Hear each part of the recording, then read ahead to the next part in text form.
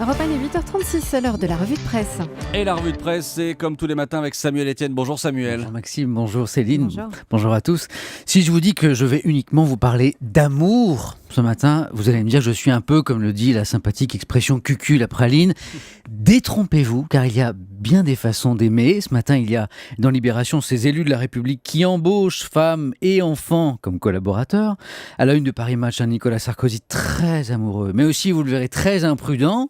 Dans le Nouvel Observateur, Jean-Marie Le Pen qui confie que sa fille Marine lui a égratigné le cœur. Dans La Croix, un dossier sur le congé parental qui est désormais ouvert au papa.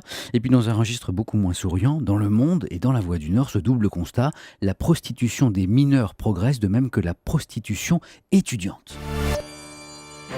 Alors pour commencer Samuel, cette consigne de sécurité à bord revisitée par Libération. Et on connaissait les femmes et les enfants d'abord, en cas de naufrage. Voilà, en une de Libération, leurs femmes et leurs enfants d'abord. Il s'agit de nos députés et sénateurs qui, pour la première fois, vont publier la liste de leurs collaborateurs payés avec l'argent public. Nouvelle loi sur la transparence oblige. Or, on sait que près de 20% des députés emploient un ou plusieurs de leurs proches. Alors ça n'a rien d'illégal, c'est pas parce qu'on est épouse, fils ou fille d'eux qu'on est pour autant un incapable, mais pratique qui nourrit quand même des soupçons d'emploi fictif ou de complaisance. Désormais, la publication de la liste des collaborateurs va permettre d'y voir un petit peu plus clair. Un trombinoscope va même être publié et un assistant parlementaire perfidement s'amuse. Dans certaines équipes, des collaborateurs vont s'apercevoir de l'existence d'un collègue qu'ils n'ont jamais vu. Que les gens sont méchants tout de même.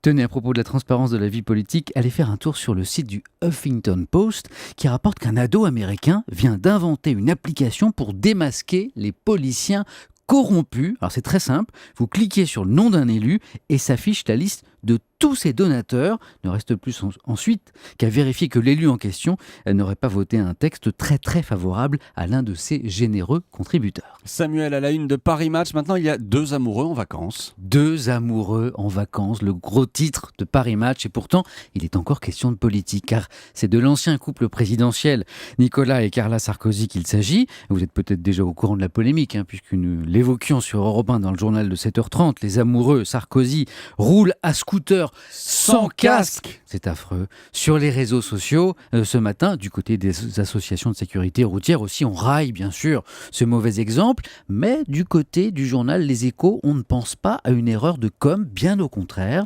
Pour Les Échos, l'ancien président sur son scooter, tendrement enlacé par Carla, c'est une image qui évoque tout ce que l'actuel président n'est pas. Le scooter, ce véhicule tristement emblématique de l'année 2014 de François Hollande, vous savez, quand il allait voir Julie Gaillet en cachette, eh bien ce même scooter chez Sarkozy devient objet de bonheur, de sérénité dans le bon ordre. D'un côté, Hollande à la peine sur l'économie, de l'autre, Sarkozy en mode Dolce Vita et unité familiale, comme pour promettre aux Français des jours meilleurs. La politique, on le sait, c'est amour et désamour. La preuve encore ce matin, Samuel, avec Jean-Marie Le Pen. Elle m'a égratigné le cœur. C'est la confession au Nouvel Observateur de celui qui n'est plus aujourd'hui que président d'honneur du FN. Elle, c'est sa fille Marine, bien sûr, qui l'a publiquement lâché lors de ses derniers dérapages sur le chanteur Patrick Bruel, où le virus Ebola présenté comme une solution à la surpopulation et à l'immigration. Tu pouvais pas fermer ta grande gueule, a lancé Marine à son père au téléphone devant un dirigeant du FN qui n'en revient toujours pas. Le Nouvel Observateur note que dans le bureau de Jean-Marie Le Pen, un portrait où il enlace tendrement sa fille a récemment été décroché. Amour et politique toujours avec le nouveau congé parental. Définitivement adopté hier soir par le Parlement, il doit inciter les pères à prendre eux aussi ce congé parental, mais la Croix n'est pas très optimiste. Les pères se demandent ce que leurs patrons penseront de leur absence, on l'a entendu dans le reportage que vous avez diffusé dans le journal de 8h. Surtout pour la Croix, l'indemnisation est bien trop faible. Rappelons les chiffres, à ce jour, les pères sont moins de 4% à prendre ce congé parental. Pas sûr que ce pourcentage augmente dans les années à venir. Alors vous savez sans doute que c'est la ministre des Droits des Femmes qui a porté ce texte, Najat Vallaud-Belkacem, à qui le magazine Les Inrecuptibles fait une véritable déclaration d'amour.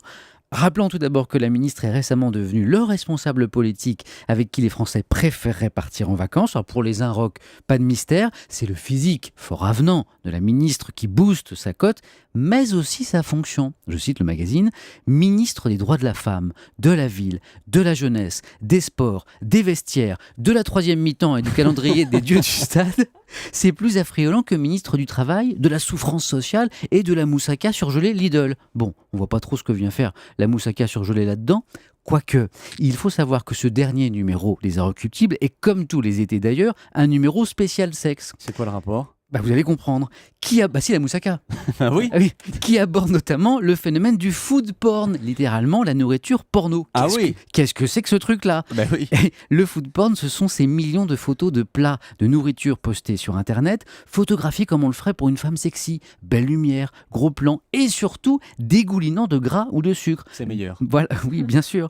Des plats chargés aujourd'hui, santé et minceur oblige, Maxime, d'interdits, de transgressions qui provoquent donc excitation, culpabilité, comme le sexe. C'est ça le food porn. Si vous voulez mon avis, c'est un peu tiré par les cheveux. Oui, beaucoup plus inquiétant. Ce constat, Samuel, l'augmentation de la prostitution étudiante. Oui, on redevient sérieux, c'est Le Monde qui fait ce constat.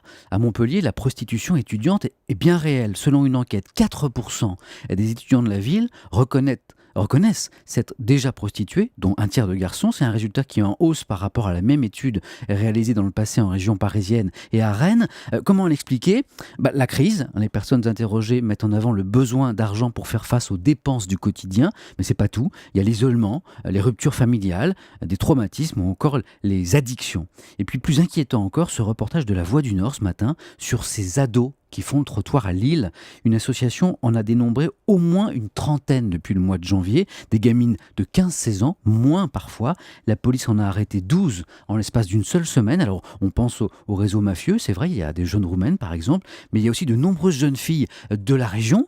Et là encore, on retrouve la motivation de l'argent pour aller faire des courses avec les copines, mais aussi l'échec scolaire, la rupture familiale et la drogue encore.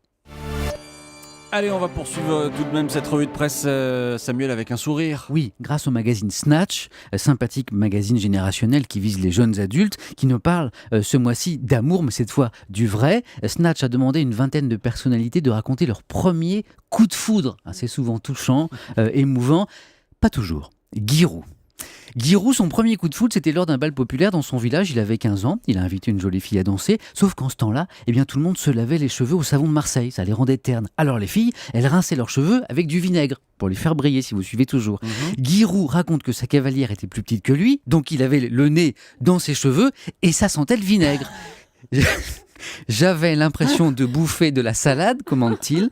J'avais l'impression de bouffer de la salade, le premier coup de foudre, selon Giroud. Selon Giroud, le poète Giroud, le évidemment. pauvre. Notre consultant européen pour le foot, l'un de nos consultants. Samuel, on vous retrouve ce soir, le club de l'été, 20h, 21h30. Toute l'actualité culturelle, c'est vrai. Les artistes ce soir, photographes et peintres Pierre et Gilles, leur univers kitsch et pop et tendre à la fois, si vous connaissez, c'est très beau. Et puis comme tous les soirs, ma question très très essentielle, alors vraiment essentielle aujourd'hui, mais pourquoi les femmes aiment tant les chaussures? C'est vrai ça, pourquoi? C'est un mystère. On verra ça donc ce soir, j'ai hâte. J'ai invité des spécialistes. Il y en a? Ah oui. Ah bon? Vous allez voir. Il y en a, 20h, 21h30, le club de l'été avec Samuel Etienne. Merci Samuel.